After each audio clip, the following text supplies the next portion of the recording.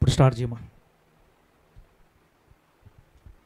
Bible గ్రంథం తెరిస్తే ఈ ఆదివారం సాయంత్రం ఈ ఎల్లాయిపాలెం దేవుడి తమ్ముడు గృహంలో జరుగుతున్న ఈ ఆరాధనలో ఒక వాక్యాన్ని చదువుదాం. దానియేలు గ్రంథం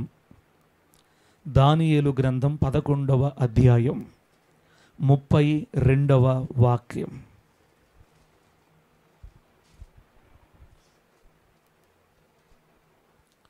దానియేలు గ్రంథం 11వ అధ్యాయం 32వ వాక్యంలో నేను చదివే మాట నోట్ చేసుకోండి. తమ దేవునిని ఎరుగువారు బలము కలిగి గొప్ప కార్యములు చేసెదరు. తమ దేవునిని ఎరుగువారు బలము కలిగి గొప్ప కార్యములు చేసెదరు. చదివిన వాక్యాన్ని దేవుడు మనకు అర్థమగునట్లు బోధించి వాక్యానుసారముగా బ్రతుకున్నట్లు తీర్మానం చేసుకునే ప్రతి బిడ్డకి సహాయం చేసి ఆయన నీతిగల మార్గాలలో మనలందరినీ స్థిరపరచునుగాక. ఆమేన్. ఏం చదివేమో చందన్న? ఏదో ఒక చదివేలే కానీ అంటావా? తమ దేవునిని ఎరుగువారు బలము కలిగి గొప్ప కార్యములు చేస్తారు. ఇక్కడ ఒక గుంపు జనాభాను గురించి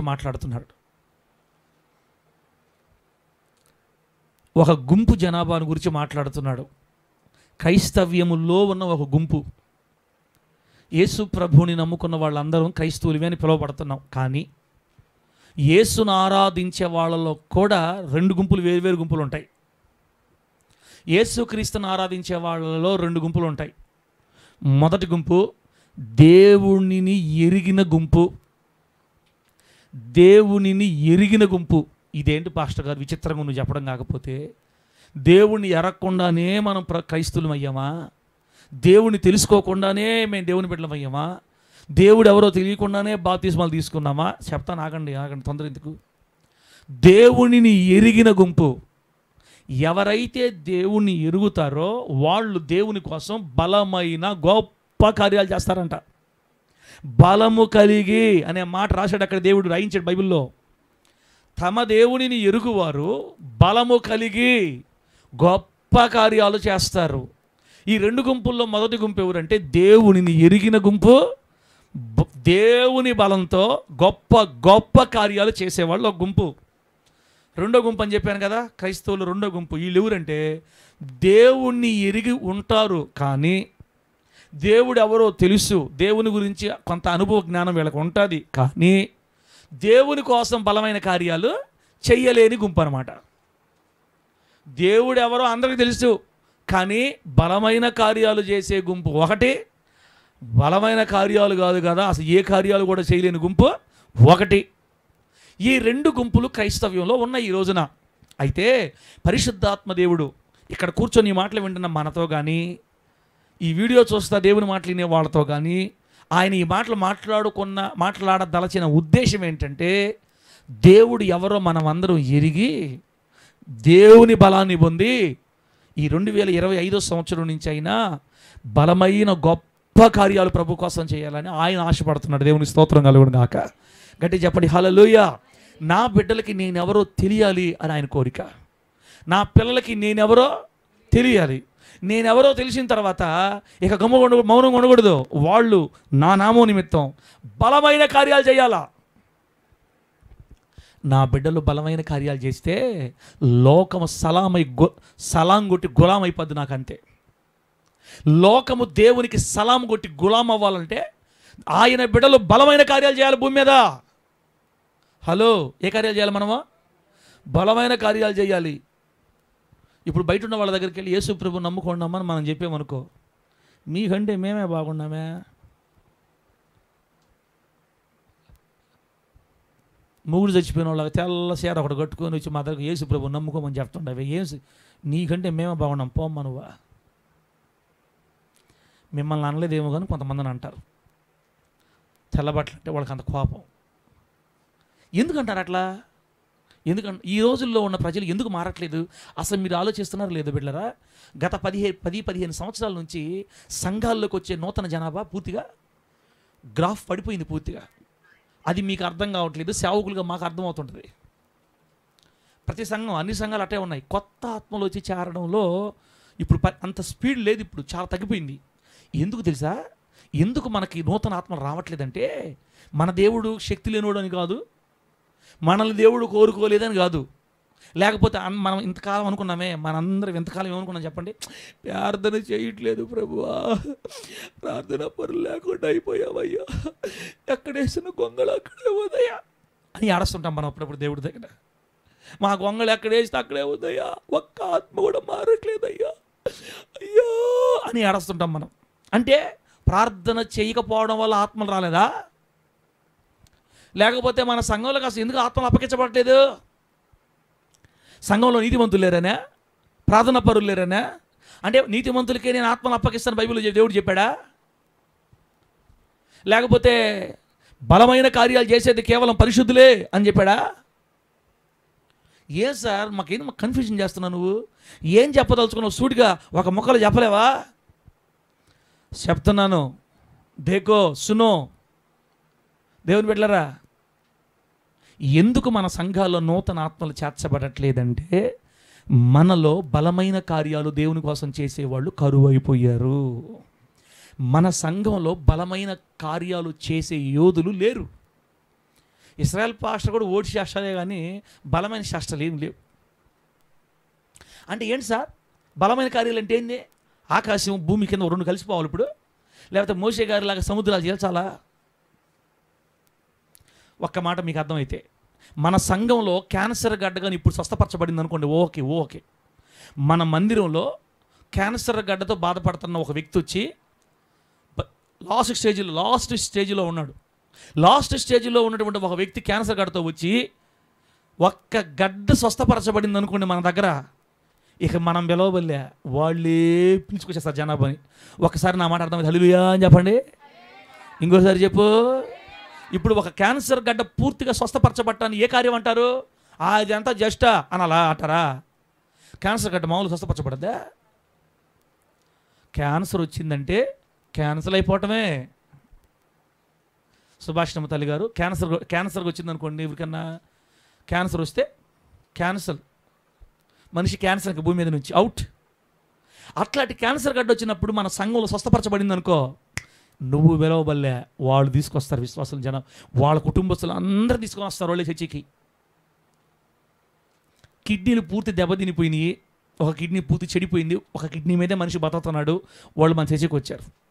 దేవుడు ఇక్కడ రాగానే ఒక బలమైన అద్భుత కార్యం చేశాడు వాళ్ళకి. ఏమని? రెండో కిడ్నీ కూడా పనిచేయటం మళ్ళీ స్టార్ట్ అయింది అనుకోండి. పోయి డాక్టర్ దగ్గర చూపిస్తే, అరే brother what are you doing man, what miracle happened there, ఏం జరిగింది, ఏం మాత్రలు వాడారు మీరు, ఏం ట్రీట్మెంట్, ఏ డాక్టర్ దగ్గరికి వెళ్ళారు, ఈ రెండో కిడ్నీ కూడా మళ్ళీ పనిచేయడం స్టార్ట్ అయిందే, వావ్ అని అనుకో.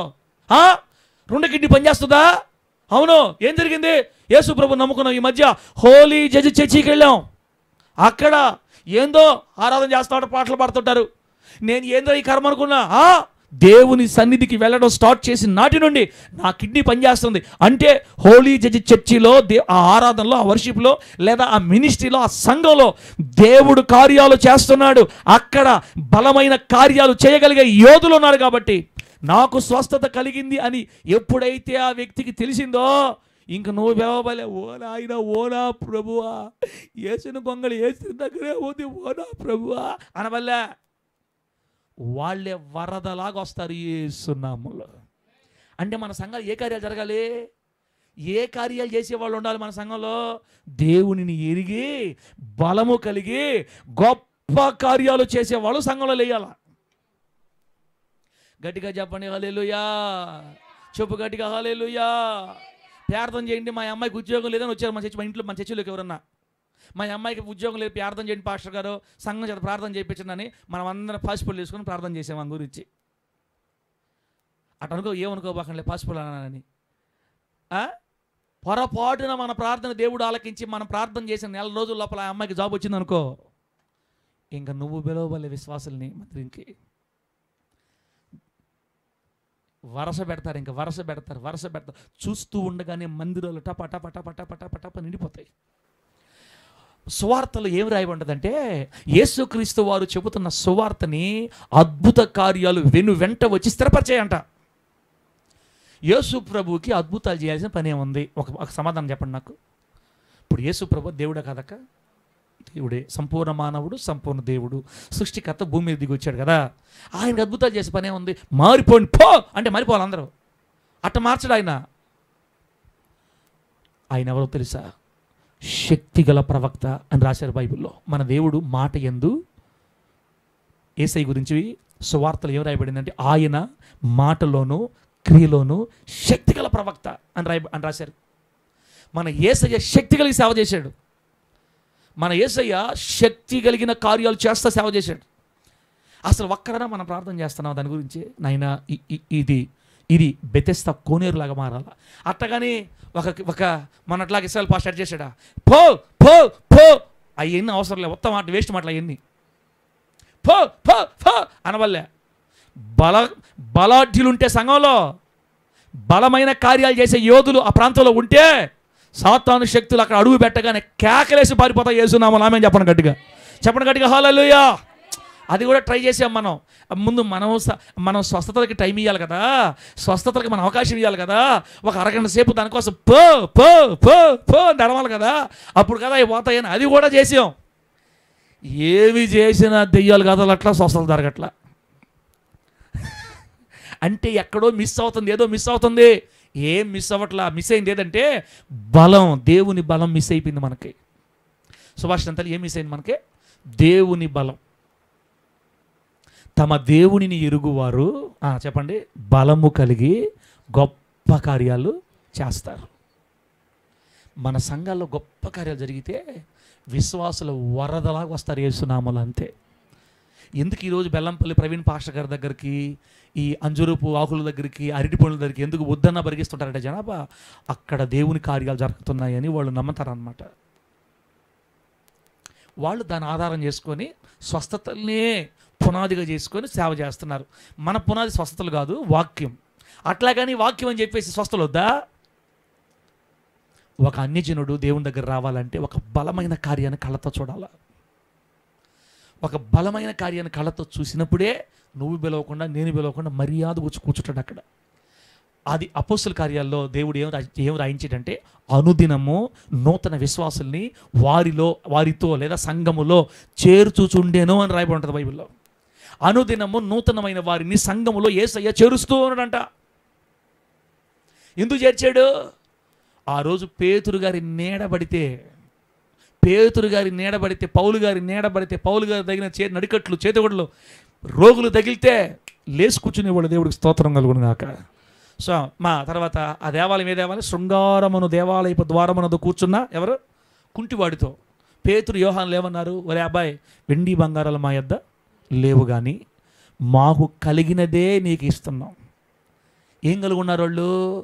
టన్నులు బంగారం కాదు కానీ వాళ్ళు దేవుని బలాన్ని కలుగున్నారు. ఏం కలుగున్నారు? దేవుని బలం.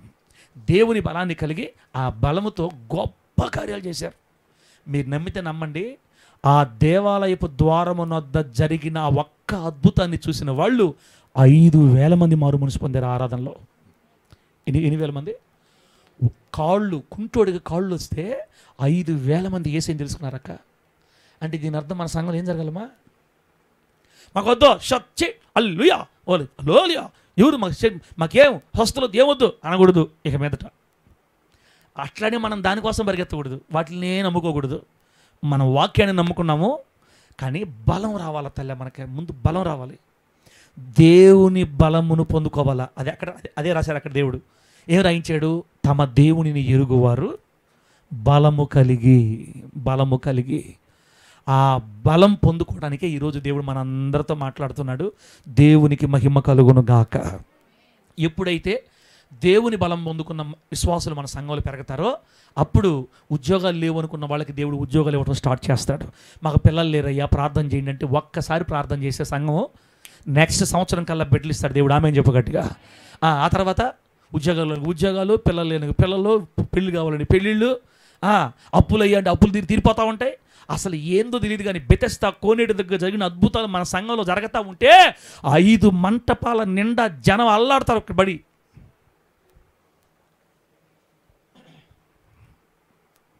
సో ఇప్పుడు నేనేం చెప్పదలుచుకున్నానంటే మీకు, ఇక నుంచి మనం అందరం కర్రలు పట్టుకుని అద్భుతాలు చేద్దామని కాదు నేను చెప్పేది. అది కాదు మన పాయింట్. దేవుని బలాన్ని పొందాలి. ఆమె చెప్పండి, గట్టిగా చెప్పండి హల్లెలూయా.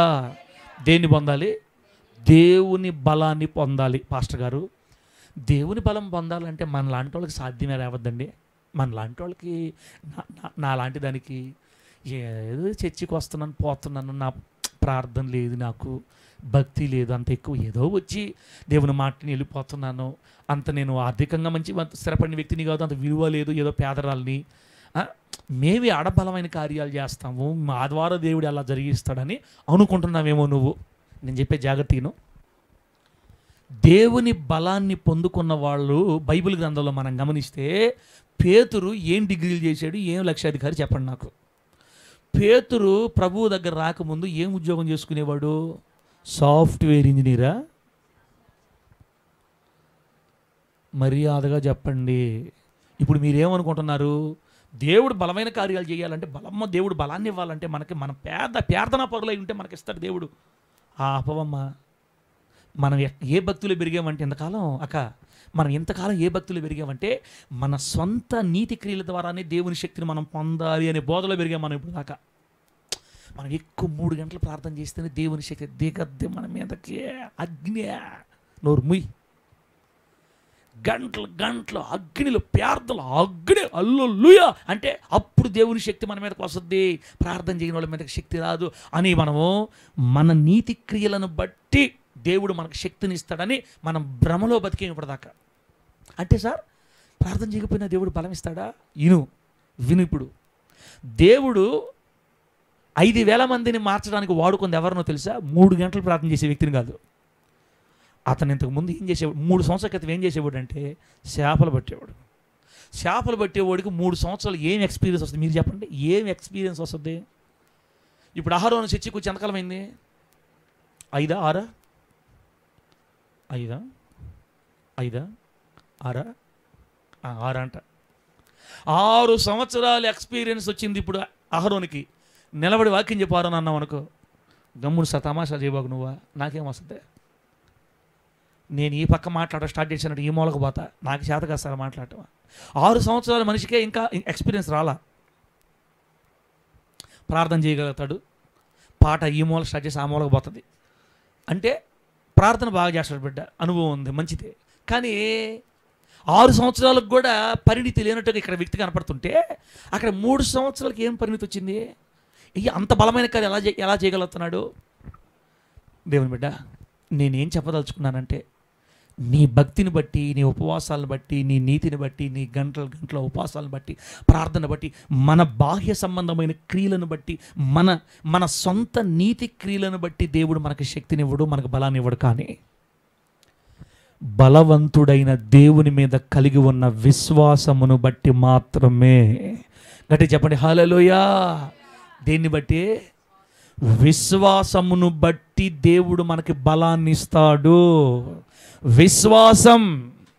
దేవుడు ఏంది దేవుడు? అది విశ్వాసం. విశ్వాసమును బట్టి దేవుడు మన చేత గొప్ప కార్యాలు చేయిస్తాడు. మనము దేవుని మీద కలిగి ఉన్న విశ్వాసం అంటే పేరుకే మన విశ్వాసులు, కానీ మనలో సరైన విశ్వాసము లేదు. నా మాటలు మీకు అర్థమైతే నీరసం రాదు. మీరు కొంతమంది ఎడ చూస్తానంటే, కానీ రా స్వామి, సరే కానీ చెప్పి తిరిగి మళ్ళీ విశ్వాసం దగ్గర తీసుకొని వచ్చినావు.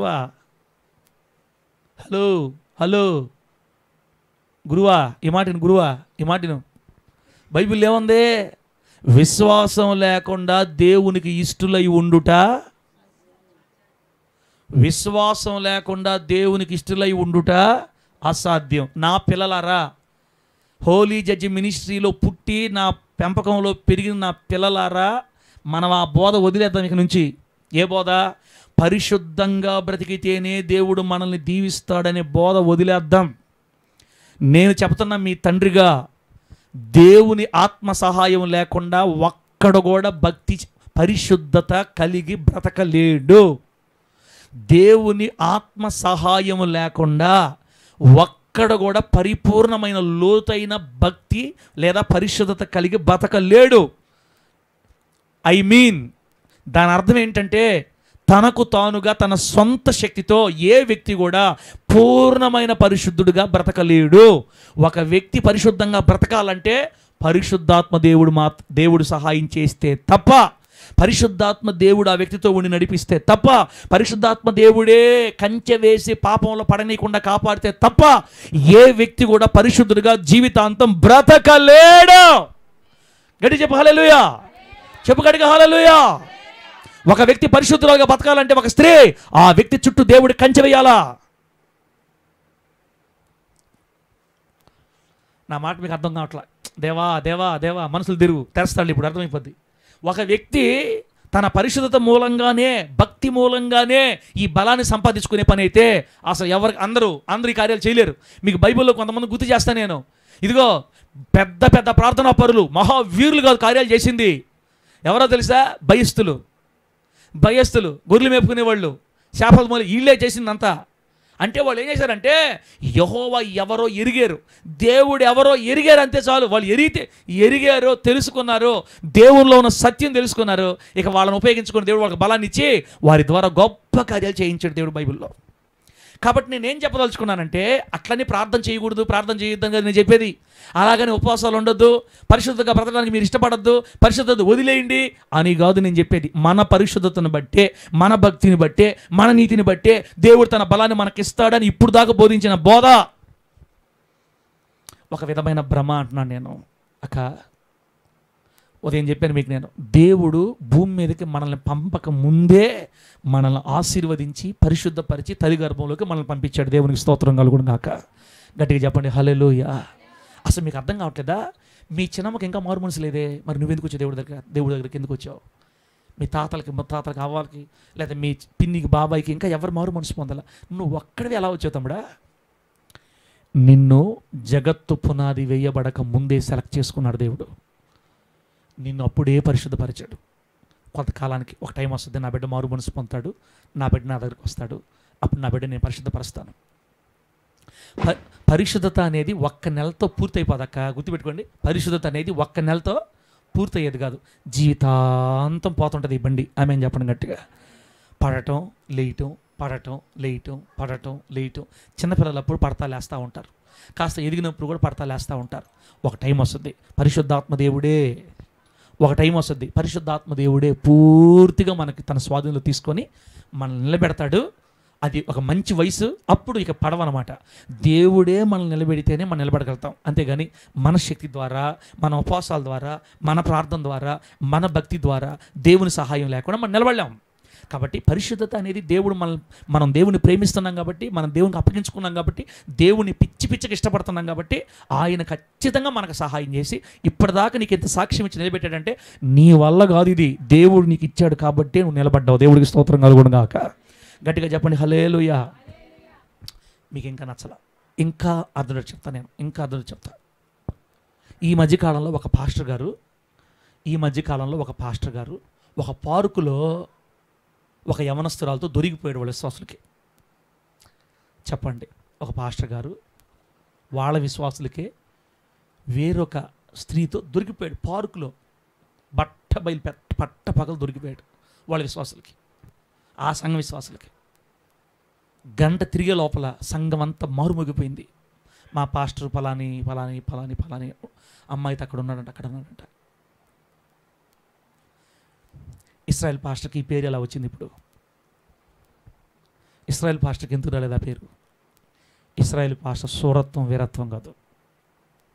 ఇస్రాయేల్ పాస్టర్ పొద్దున్న లేస్తే ఏమంటాడంటే, దేవా ఇక్కడ దాకా వచ్చానంటే కేవలం నీ దయ, ఇక్కడ దాకా వచ్చానంటే కేవలం నీ కృప, నీవే నన్ను కాపాడావు.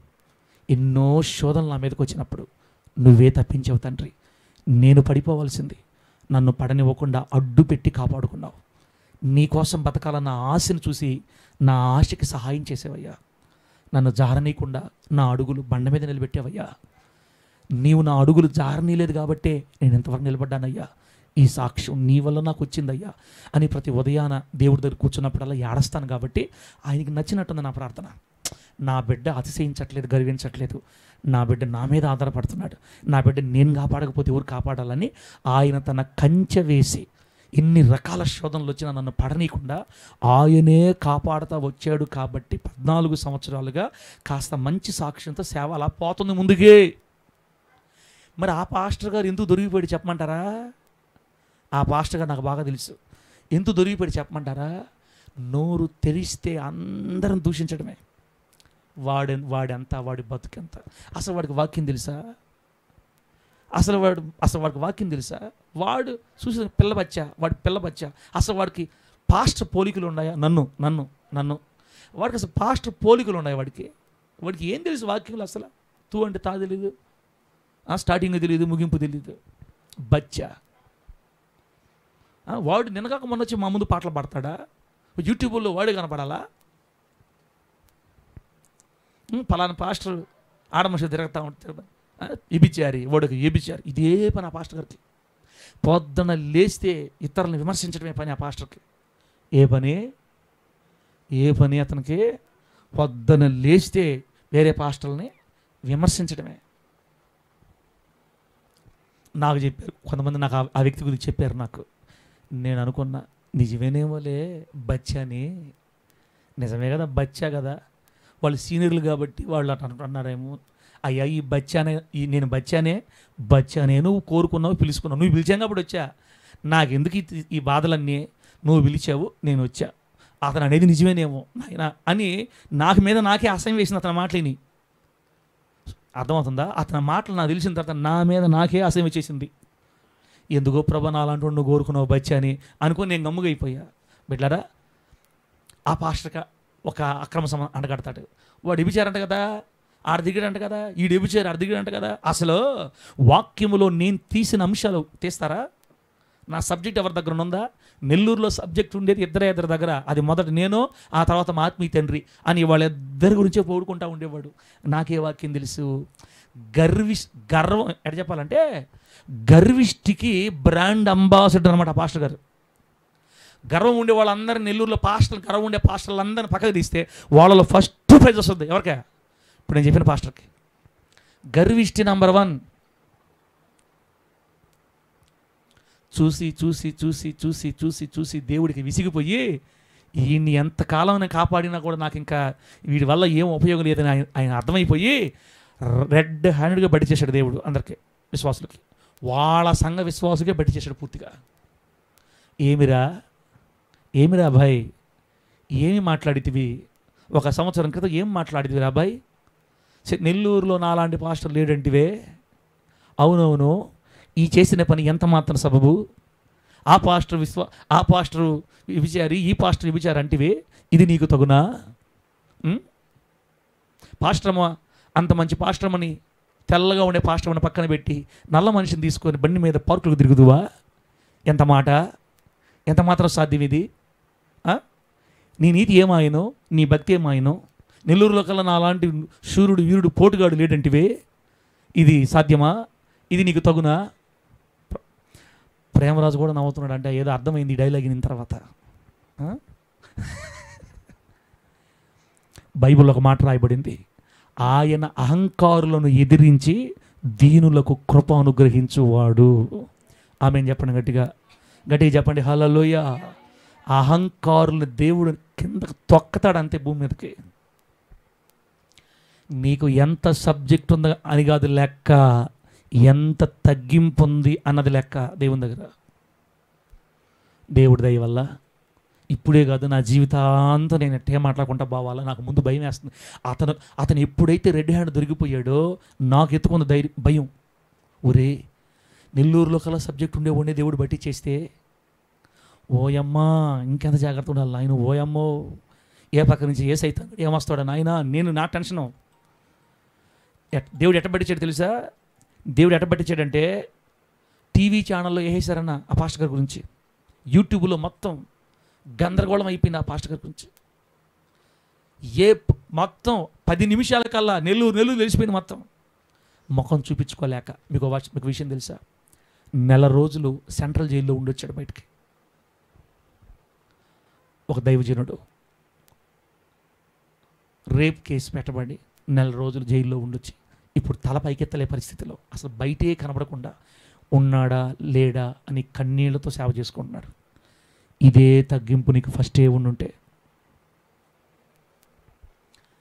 అంటే భక్తి పరుల్ని, ప్రార్థనా పరుల్ని, ఉపవాస వీరుల్ని కాదు దేవుడు వాడుకునేది, తగ్గింపు కలిగిన వాళ్ళని. అర్థమవుతుందా? దేవుని మీద ఆనుకొని నాదంటూ ఏమి లేదయ్యా, నేనెవరినయ్యా, నాకేముందయ్యా అంతా, నీకు ఆలు రాకపోయినా వేలి ముద్రగాడివైనా దేవుడు నిన్ను పట్టుకున్నాడంటే నువ్వు రత్నంగా మారిపోతావు యేసునామములో. అంతే. గట్టి చెప్పు హల్లెలూయా. నీకు దేవుడు బలాన్ని ఇస్తాడు, నీకు దేవుడు బలం ఇచ్చి బలమైన కార్యాలు నీ ద్వారా చేయించుకుంటాడు దేవుడు. బైబిల్ ఎవరు రాయబడి చెప్పండి. ఇప్పుడు మన మూలవాక్యం ఏంటి? తమ దేవునిని ఎరుగువారు బలము కలిగి గొప్ప కార్యాలు చేస్తారు దేవుని కోసం.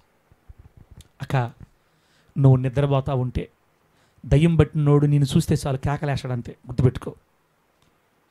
నువ్వు దేవుని శక్తితో నింపబడితే, దేవుడిని తన బలాన్ని నీకు ఇస్తే, నువ్వు మంచం మీద పడుకొని నిద్రపోతున్న నిన్ను దయ్యం దురాత్మ పట్టినోడు వచ్చి నిన్ను పొరపాటును చూసినా కూడా ఓయమ్మా అని కేకలేస్తాడు. అంత శక్తి ఇస్తాడు దేవుడు మనకి. ఆయన అహంకారులను ఎదిరించి దీనిలో కృప అనుగ్రహిస్తాడు. కాబట్టి బిడ్డలరా, ప్రార్థనా పరులకి, పవిత్రులకి, పరిశుద్ధంగా బతికే వాళ్ళకి, నడుం కట్టుకున్న వాళ్ళకి ఇక చెప్పమంటే మన పెందుకోసం వాళ్ళు చెప్తారు ఈ మాటలు. నడుం కట్టుకో, దేవుడు నిన్ను బలంగా వాడుకుంటాడు. కాదు, నడుం కట్టుకోవాల్సింది నీ వల్ల నువ్వు కట్టుకోలేవు, నువ్వు తీర్మానం మాత్రమే చేయగలవు. సహాయం దేవుడు చేయాలి. దేవుడు సహాయం చేయకుండా ఎవరు నడుం కట్టుకోలేరు. అంటే దీన్ని బట్టి పవిత్రత అనేది మనం సాధించుకునేది కాదు, దేవుని సహాయంతో సాధించుకోవాలి. కాబట్టి బిడ్డలారా, పవిత్రత ఉంటేనే మనకు దేవుడు బలం ఇస్తాడని కాదు, కానీ నువ్వు ముందు దేవుని కోసం నిలబడు, దేవుని కోసం తీర్మానం చేసుకో.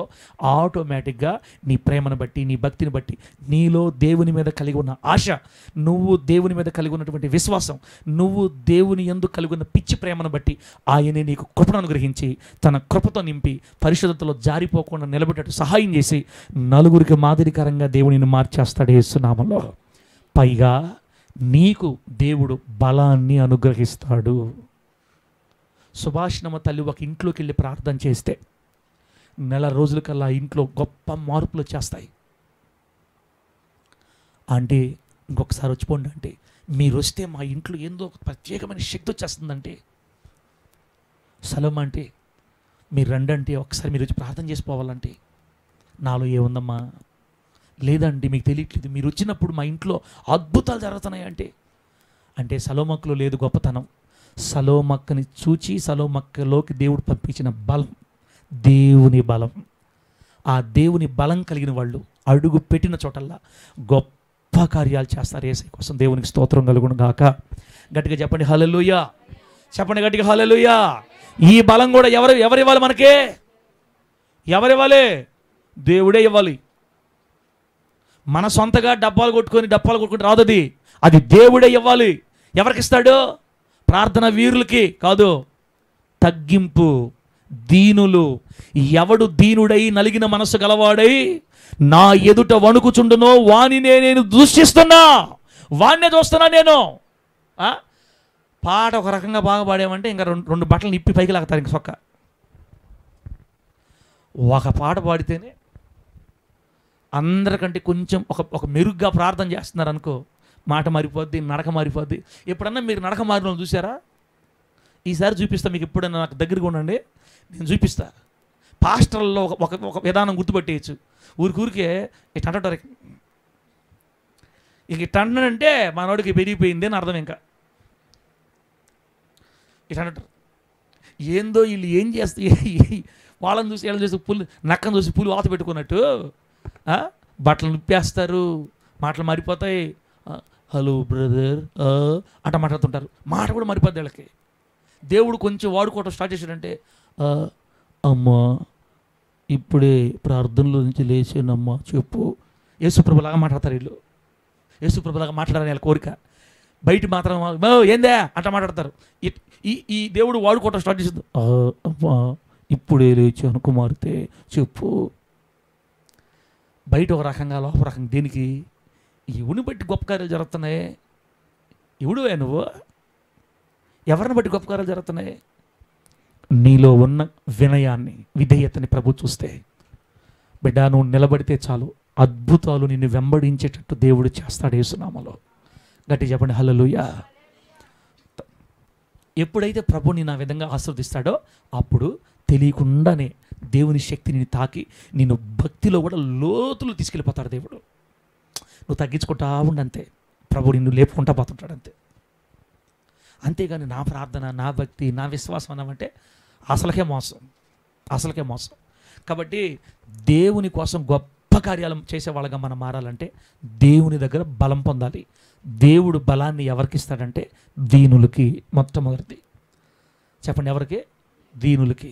లాస్ట్ మాట దేవుడు ఎవరికి బలాన్ని ఇస్తాడంటే విశ్వాసం కలిగిన వారికి. ఏం కలిగిన వాళ్ళకి? విశ్వాసం లేకుండా దేవుని బలాన్ని, శక్తిని మనం పొందుకోలేము. ఎవరికైనా దేవుడు తన బలాన్ని ఇస్తాడు. విశ్వసించిన వారికి మాత్రమే ఆ కార్యం దేవుడు చేస్తాడు. బిడ్డరా, బైబిల్ గ్రంథంలోంచి మీకు ఒక మాట చెప్పి నేను ముగిస్తా. ఇప్పుడు అర్థమవుతుంది మీకు. మనకు బైబిల్లో దావీదు గారు తెలుసు మనకి. ఎవరు? ఈ బాధలు తొలగిపోవాలి దేవుడు, నాకు కింద కూర్చున్నాడు, మొఖాలు నాకు కనపట్ల, ఆరోనేమో ఎగిరిగిరి చూస్తున్నాడు, ఆ మెడ ఆడ సాగిపోద్దని అదొక భయము. చందన్న డిప్ప మాత్రం కనపడుతుంది నాకు. చందన్న డిప్ప, బాంధవ్యన డిప్ప, కింద కళ్ళు మూసుకోండారు, అది ఇట్లా, కళ్ళు తెరిచినారు, అది ఇట్లా. యోనా అన్నగా అప్పుడప్పుడు తల పైకి లేస్తుంది, కింద కొంగుతుంది. వీళ్ళందరూ కళ్ళు మూసుకోకుండా తెలియట, కళ్ళు లేదు. ఎప్పుడు నాకు ఈ బాధ దేవుడు తీరుస్తాడు తెలియట. ఏం చేద్దాం? కెమెరా కోసం నేను కూర్చోవాల్సి వస్తుంది, లేకపోతే నేను నిలబడి ఉండేవాడిని. అందుకే ఎందుకులే కళ్ళు తెరిచి చెప్పడం, కళ్ళు మూస్తే పోద్దని కళ్ళు మూసుకొని చెప్తుంటా. ఒకటి, దీనులకి దేవుడు తన బలాన్ని ఇస్తాడు. 2, విశ్వాస వీరులకి దేవుడు తన బలాన్ని ఇస్తాడు. విశ్వాస వీరులకి దేవుడు తన బలాన్ని ఇస్తాడు. ఎట్లా? దావీదు గారు అన్నీ మనకు తెలుసు. దావీదు గారు వాళ్ళ అన్నోళ్ళని యుద్ధంలో పలకరించేద్దామని వెళితే, ఆ దావీదు వెళ్ళేసరికి యుద్ధం జరుగుతూ ఉంది. అంతలోకి గొలియాతు వచ్చి మాట్లాడుతున్నాడు. ఇజ్రాయేలు దేవుణ్ణి తిరస్కరిస్తున్నాడు. ఆ మాటలు దావీదు గారు చెవిలో పడ్డాయి. ఎప్పుడైతే ఆ మాటలు విన్నాడో రక్తం మరిగింది. సౌలు రాజు కూడా గడ వణిగిపోతున్నాడు గొలియాతుకి. బహుభీతులైరి అని రాయబడింది బైబిల్లో. అతని ఎత్తు, అతని పొడుగు, అతని ఆయుధాలు, అతని దగ్గర ఉన్న సామాగ్రి, అతని టాలెంట్, అతని యొక్క యుద్ధాభ్యాసం ఎన్ని చూసి వాడి ముందుకు పోతే ఒక్క నిమిషంలో 10 ముక్కలు చేస్తాడు రా మనిషిని. ఊపిరుంటే ఏగళ్ళు ఉప్పుగళ్ళు అమ్ముకొని బతకొచ్చు. వాడి జోలికి పోయి మన కుక్క జోలికి పోయి సకదనం బాగొట్టుకోవటం కంటే ఆ యుద్ధం వద్దు, పోతే పద్ది, ఉంటే ఉంటుంది అని సౌలు రాజా గొడారంలోకి పోయి ఇసురుకుంటాడు. పోయి ఇక ఏదైతే అవదన అయినా పోతే మంది ఇటుంటే ఉప్పుగలు అమ్ముకొని బతకొచ్చు అని సౌలు రాజా భయపడిపోయాడు. అతని టాలెంట్, యుద్ధాభ్యాసం, ఎత్తు, అతని ఈటే అన్నీ చూసి భయపడిపోయాడు. రాజే భయపడిపోతే దావీదుకి ఇంత ధైర్యం ఆడించి వచ్చింది. నా మాట మీరు జాగ్రత్తగా వినాలి. సౌలు రాజుకి అంతో కొంత యుద్ధం చేసిన ఎక్స్పీరియన్స్ ఉంది. మనోడికి ఇప్పుడు యుద్ధం చేశాడనా? కత్తి పట్టుకోవడమే చేత కావట్లా. అప్పటికి దావీదు అన్నీ కట్టారు. ఏం కట్టారు? యుద్ధాయుధాలన్నీ కట్టించాడు సౌలు. అవి పట్టుకొని అట్లా ముందుకు పోతే కత్తితో డాల్తో పాటు వంగిపోతున్నాడు కిందకి. అంకులో పెంకులా తీసేయి అయినా, అసలు నాకు వాడుకలో లేవు ఇవన్నీ. అంకులా రాజుగారు తీసండి రాజుగారు ఇదంతా నాకు అని ఎత్తి మొత్తం పడేశాడు. ఒరే వాడేమో వాడు చూడరా, వాడు ఎత్తాడు పొడుగు చూడరా, నువ్వేంద్ర ఎన్ని వద్దండు నువ్వు. రాజా ఎన్ని కాదులే రాజా, నాకు ఉండాల్సింది నాకుంది, నాకు చిన్న రాళ్ళు చాలు. రాళ్ళ ఎట్ట కనపడుతున్నారా నీ కంటికి దావీదా? డేయ్ ఎవరు కుమారుడు నువ్వు? పొద్దున్న లేస్తే మీరు చూడండి 2-3 సార్లు ఆడతాడు సౌలు అక్కడ. ఎవడు కుమారుడు రా ఈడ? మెంటలు వస్తుంది ఈ మాటలు చూస్తుంటే. కత్తులు వద్దంటాడు, పోయి పొడస్తాడు, రాళ్ళు చాలు అంటాడు. పెట్లను కొట్టిన కుక్కలు కొట్టేవాడిని తీసుకొని వచ్చి నా ముందు పెట్టారు. ఏందిరా కుక్కలు కొట్టేవాడిని రాళ్ళతోటి? రాళ్ళతో దేనికి కొడతారు? కుక్కలను కొట్టుకుంటూ ఉంటారు. ఆ మేకల దగ్గర, గొర్రెల దగ్గరికి పురుగు వస్తే వాటిని భయపెట్టడానికి రాళ్ళు తిప్పుకుంటూ ఉండేవాడిని తీసుకొచ్చి నా ముందు పెట్టి, రాజా అయినా నీ ధైర్యం ఏందిరా? నాకు అర్థం కావట్లా. మాకు ఏందిరా అసలు బయటికి రావాలంటే భయం వేస్తుంది నాకు. నీకు ఈ ధైర్యం ఎక్కడి నుంచి వచ్చింది? సుచేసావా? ఈ ధైర్యం ఎక్కడి నుంచి వచ్చింది నీకు? నేను అదే ఇప్పుడు చెప్తున్నా.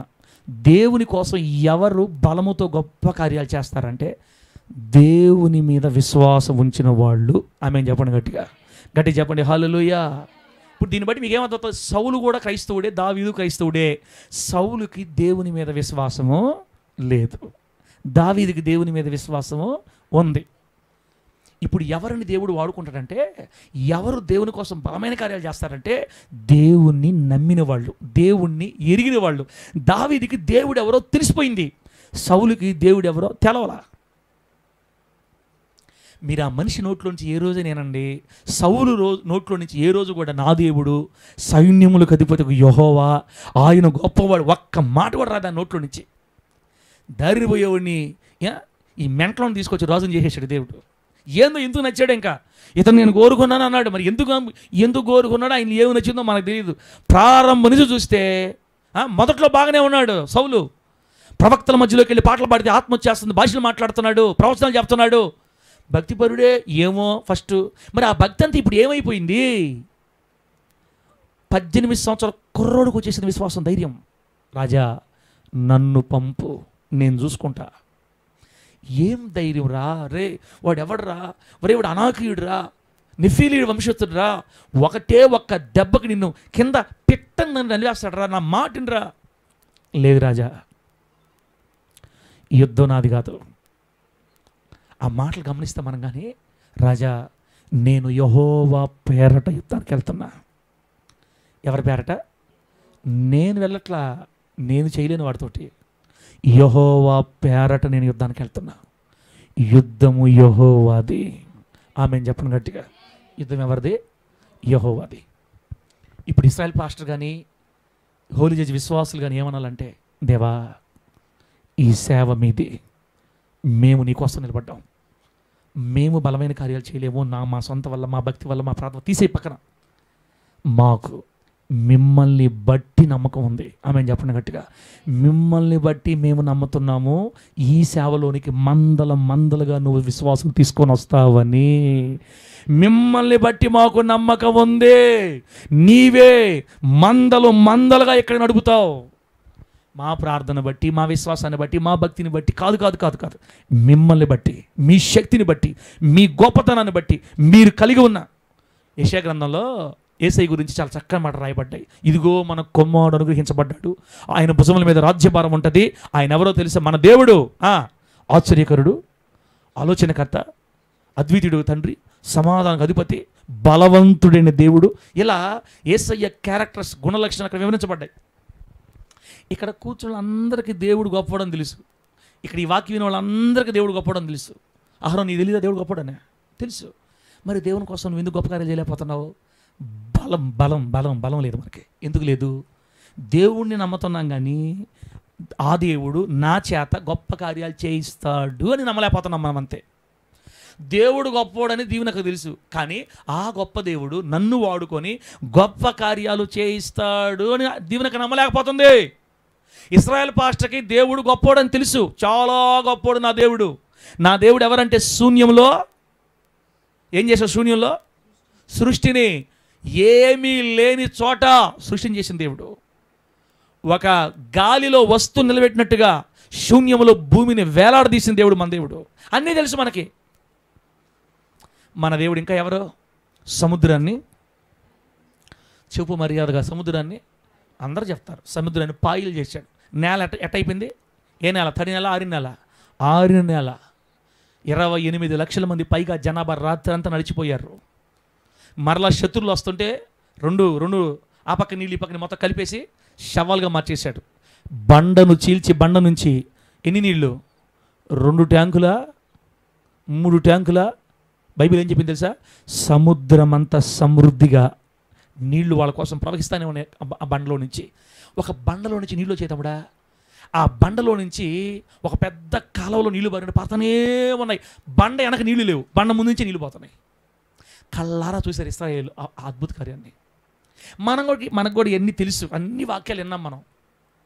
ఆ ఎలీషా ప్రవక్త దేవుడు గొప్ప కార్యం చేయించాడంట, యోర్దాను చీల్చాడంట, అంటా ఆగిపోయాం. కానీ అదే దేవుడు నన్ను వాడుకొని గొప్ప కార్యాలు చేయిస్తాడు అని నమ్మలేకపోతున్నాం మనం అంతే. నమ్ముట నీ వలననైతే నమ్మువానికి సమస్తం సాధ్యం. తమ్ముడా, నీ ప్రార్థన బట్టి నేను ప్రార్థన పరుడైతే సార్ దేవుడు నన్ను వాడుకుంటాడు సార్ అనబాకి, ఇంకా నిన్ను దేవుడు ఖచ్చితంగా వాడుకుంటాడు అంతే. ప్రార్థన, పవిత్రత, భక్తి మనం ఎలాగో అవి చేయాలి, ఖచ్చితంగా చేయాలి మనం. వాటిని బట్టే దేవుడు వాడుకునే పని అయితే చేపలు పట్టే వాళ్ళని దేవుడు కోరుకోడు. అప్పటికి ఎంతో గొప్ప గొప్ప వాళ్ళు ప్రార్థనా పరులు ఉన్నారు ఆ కాలానికి.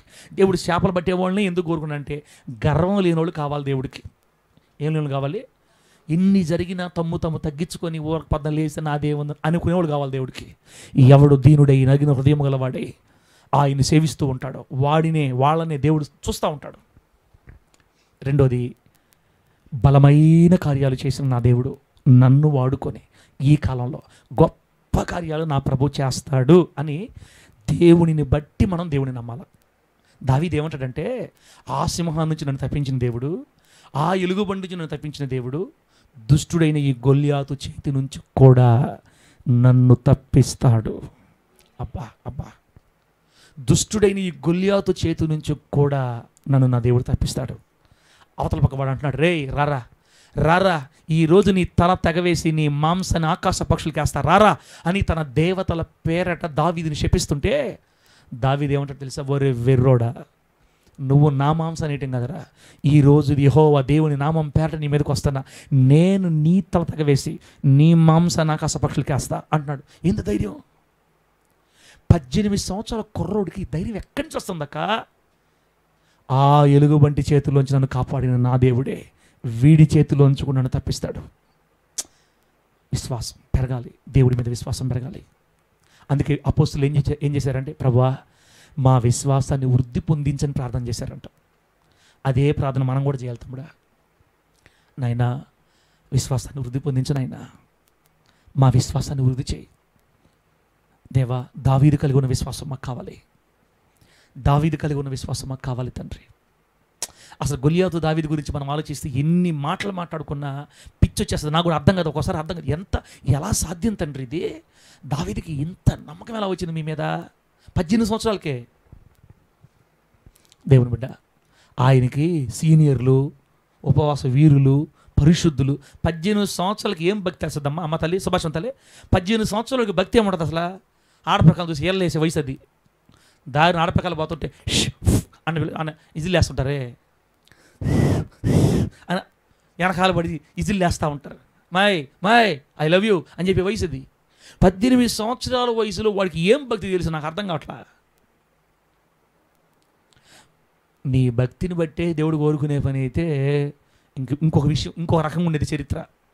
ఆయనకి అనుభవం అక్కర్లేదు, ఆయనకు వయసు అక్కర్లేదు, ఆయనకి 2 కావాలా. 1 దీనుడు కావాలి దేవునికి, 2 నా దేవుడు నన్ను వాడుకొని గొప్ప కార్యాలు చేస్తాడని దేవుణ్ణి నమ్మేవాళ్ళు కావాలి, దేవుని నమ్మేవాళ్ళు కావాలి. కాబట్టి బిడ్డలారా, మీది ఫస్ట్ది మీకు అర్థమైంది, 2 మీకు అర్థం కావట్లేదు. నాకు అర్థమైంది. అంటే ఫస్ట్ది దీనుడుగా ఉండే వాళ్ళని దేవుడు వాడుకొని బలాన్ని ఇచ్చి వాడుకుంటాడని అర్థమైంది.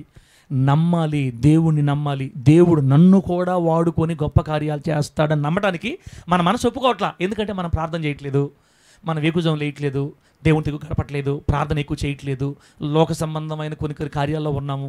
మనల్ని ఎందుకు వాడుకుంటాడు సార్ అని సాతానుడు కొన్ని సంవత్సరాల నుంచి ఒక విధమైన బోధన స్ప్రెడ్ చేసి మన మనసుల్లో మన భక్తి మీద మనకు నమ్మకం లేకుండా, మన మీద మనకు నమ్మకం లేకుండా చేసేసాడు. కాబట్టి మీరు నమ్మలేకపోతున్నారు. ఒకానొక రోజు వస్తుంది, మీరందరూ నాకంటే ఎక్కువగా నమ్మే రోజులు వస్తాయి. ఆమె చెప్పండి, గట్టిగా చెప్పండి హల్లెలూయా. రాబోయే రోజుల్లో ఇశ్రాయేల్ పాస్టర్ చేత నెల్లూరు జిల్లాకు దీవెనకరమైన కార్యాలు దేవుడు చేయబోతున్నాడు యేసు నామములో. గట్టిగా చెప్పండి హల్లెలూయా. దీనుడై నలిగిన హృదయం గలవాడై, ఒకవేళ ఇశ్రాయేల్ పాస్టర్ గారు ఆ విధంగా దేవుని పాదాల దగ్గర పడి ఉంటే ఆయనే బలాన్ని ఇచ్చి, ఆయనే శక్తినిచ్చి, ఆయనే వాడుకొని ఈ నెల్లూరు జిల్లాలో గొప్ప కార్యాలు సేవకుడి చేత దేవుడు చేయించుకుంటాడు. ఆ నమ్మకం నాకుంది, దేవుళ్ళ నమ్మకం నాకుంది. ఇదే నమ్మకం నీకు రావాలక్క. నన్ను నా దేవుడు వాడుకొని ఈ తరంలో గొప్ప కార్యాలు చేయించుకుంటాడు. నా ప్రభు నన్ను కాకపోతే ఎవరిని వాడుకుంటాడు? నన్ను పిలుచుకున్నాడు. నా రక్త సంబంధం ఎవరికి రక్షణ లేదు. నన్ను వాడుకున్నాడు దేవుడు, నన్ను కోరుకున్నాడు నా దేవుడు. నా ప్రభు నా ద్వారా గొప్ప కార్యాలు చేయిస్తాడు. నన్ను పేదరికంలో ఉంచడు. ఆమె చెప్పండి గట్టిగా. నేను దరిద్రురాలుగా ఉండను. నా దేవుడు నా స్థాయిని మారుస్తాడు. ఆయన శక్తిమంతుడు. ఆయన నా కొరకు బలమైన కార్యాలు ఉద్దేశించాడు. ఆయన నా జీవితాన్ని ఆస్వాదించబోతున్నాడని నువ్వు విశ్వసిస్తూ ఉండగా దేవుణ్ణి బట్టి ధైర్యం తెచ్చుకుంటున్నప్పుడు తెలియకుండానే ఆయన శక్తి నీ మీదకి దిగి తన బలాన్ని నీకు ఇచ్చి నువ్వు నడిచి వెళుతూ ఉంటే గొప్ప గొప్ప కార్యాలు జరిగి నీ ద్వారా మందలుగా దేవుని సంఘంలో విశ్వాసులు చేరటం ఒకరోజు నువ్వు కళ్ళారా చూసుదువుగాక. గట్టి చెప్పండి హల్లెలూయా. ఇంకొకసారి లాస్ట్ మాట చదివి ప్రార్థన చేసుకుందాం. ఇక లాస్ట్ చదివి ఆ మాట చదవండి. దానియేలు గ్రంథం 11:32. తమ దేవునిని ఎరుగువారు బలము కలిగి గొప్ప కార్యాలు చేస్తారు. ఇప్పుడు మనం ఏం ప్రార్థన చేయాలంటే, దేవా నా చేత నువ్వు గొప్ప కార్యాలు చేయించుకో. ఏ కార్యాలు చేయించుకో? గొప్ప కార్యాలు చేయించుకో. నన్ను ఎలాగో కోరుకున్నావు. నీ మీద నాకు నమ్మకం ఉంది నాయనా. నువ్వు గొర్రెలు మేపుకునే వాళ్ళు తీసుకొచ్చుకొని బలమైన కార్యాలు చేయించుకున్నావు తండ్రి. గొర్రెలు మేపుకునే వాడిని సింహాసనంలో కూర్చోబెట్టిన దేవుడివి. ఆశ ఎక్కలేనంత ఎత్తైన కొండల మీద నన్ను ఎక్కించని దావీదు కోరుకున్నాడు కాబట్టి ఎక్కించాడు. మనలో కూడా ఆశ ఉండాలక్క. నా దేవా నా చేత గొప్ప కార్యాలు చేయించుకో, నా చేత గొప్ప కార్యాలు జరిగించు. అది నువ్వే చేయగలవు, నేను నమ్ముతున్నాను నువ్వు చేస్తావని అని ప్రార్థన చేసుకుంటా ఉన్నాం అనుకో. పొరపాటు నువ్వు పక్కింటి అడుగు పెట్టావనుకో, పొరపాటున అప్పటిదాకా భార్యాభర్త కొట్టుకుంటూ ఉంటారు. ఒక్కసారి ఆ దురాత్మ వెళ్ళిపోద్ది ఆ ఇంట్లో నుంచి. నువ్వు అడుగు పెట్టగానే సమాధానం ఆవరిస్తుంది. ఏందక్క నువ్వు వచ్చిపోయిన తర్వాత మాకు గొడవలే లేవక్క. అక్క మా ఆయన చాలా బాగా మారిపోయాడక్క, ఇంకొకసారి మా ఇంటికి వచ్చిపోక. అమ్మ నేను వస్తేనే ఎంత ఆశీర్వాదం అయితే నువ్వు ఒక్కసారి హోలీ జడ్జి చర్చికిరా, అక్కడ చూద్దాం. ఇంకా అప్పుడు నిన్ను వెంబడిస్తారు.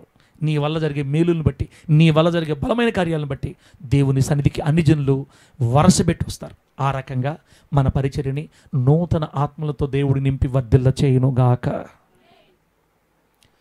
గొప్ప కార్యాలు మన ద్వారా జరగట్లేదంటే ఇంకా మనం దేవుడి బలాన్ని పొందుకోలేదని గుర్తు. దేవుడి బలం పొందుకోలేదంటే దేవుని ఇంకా మనం నమ్మలేదని గుర్తు. నన్ను దేవుడు వాడుకుంటాడని నువ్వు నమ్మట్లా, నన్ను దేవుడు వాడుకొని గొప్ప కార్యాలు జరిగించుకుంటాడని నువ్వు నమ్మట్లా. అలా నమ్మిన వాళ్ళకే దేవుడు కార్యాలు చేశాడు, కానీ నమ్మని వాళ్ళ చేత దేవుడు కార్యాలు చేయించుకోలేదు. నమ్మని సౌలుని పక్కన పెట్టి సౌలు కళ్ళ ముందే నమ్మిన దావీదుని దేవుడు వాడుకున్నాడు. ఇశ్రాయేల్ పాస్టర్ నమ్మకపోతే ఇశ్రాయేల్ పాస్టర్ అట్టే పక్కన పెట్టి ఈ సంఘంలోంచి ఇంకొక బిడ్డను లేవనెత్తుకొని ఘనమైన కార్యాలు జరిగించుకుంటాడు ఆయన. అందుకే నమ్మాలి. నన్ను దేవుడు వాడుకొని బలమైన కార్యాలు చేయించుకుంటాడని నమ్మాలి. పో పో పో అనబల్లే, నడిచిపోతుంటే వెళ్ళిపోతాయి. ఆయన బలం ఇస్తే చాలు మనకి. నన్ను వాడుకో ప్రభువా, నా చేత బలమైన కార్యాలు జరగాలి ప్రభువా. నన్ను కోరుకున్నది కనీసం ఒక 10 మందిని నీకు తేవాలి కదా. 10 కుటుంబం దీవెనకరంగా మారాలి కదా. నువ్వు చేస్తావయ్యా, నీ మీద నాకు నమ్మకం ఉందయ్యా. నన్ను వాడుకో ప్రభువా, నా ద్వారా బలమైన కార్యాలు జరగాలి తండ్రని. నేను నీవెవరో ఎరుగున్నానో, తమ దేవుడిని ఎరుగువారు. నేను ఎరుగున్నాను, నాకు బలం కావాలి, ఆ బలాన్ని ఇచ్చి నన్ను వాడుకో అని ప్రార్థన చేసుకుందాం. మన ద్వారా గొప్ప కార్యములు ఎల్లాయిపాలెంలో దేవుడు జరిగించునుగాక. డేవిడ్ కుటుంబం ద్వారా గొప్ప కార్యాలు ఎల్లాయిపాలెంలో జరిగించునుగాక. కళ్ళు మూసుకొని ప్రార్థన చేసుకుందాం. మీకు ఎంతవరకు అర్థమైందో